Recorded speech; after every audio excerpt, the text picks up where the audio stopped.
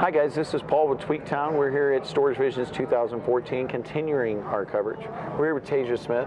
She is with Axle. They provide services for their customers. And Tasia, if you could give us a little brief overview of what your product is and what you guys do for people.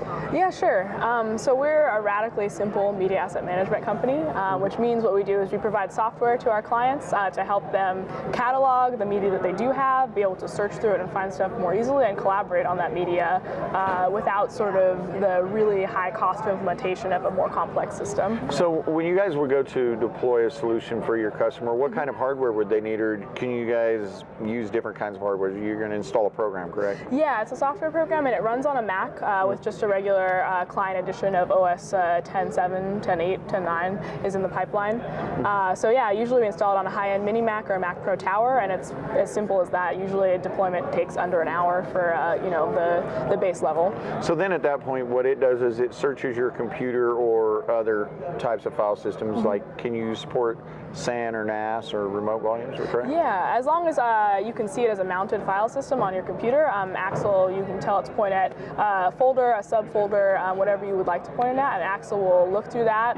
It'll crawl through and find all the media files there and sort of present you with the file structure that you have already on your storage and give you low resolution previews or proxies of all those files there.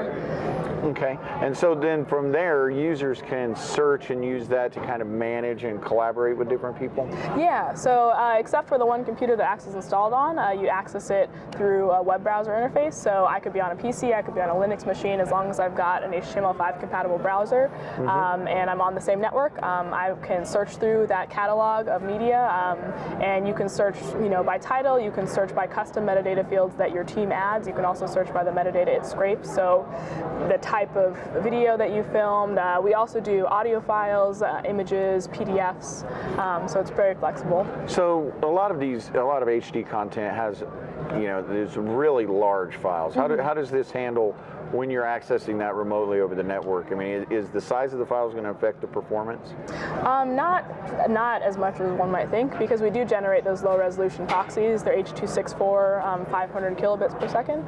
And so, I mean, you can tweak that to be higher res if you'd like it to, but I mean, we set it up to be something that's easily streamable, even if it is HD content, so that you can be, on site on a different computer or off site if you open up your ports to let people access that and still, have good functionality over the internet. Oh, okay. Well, that sounds great. Thanks for stopping by the booth. Yeah, thanks so much.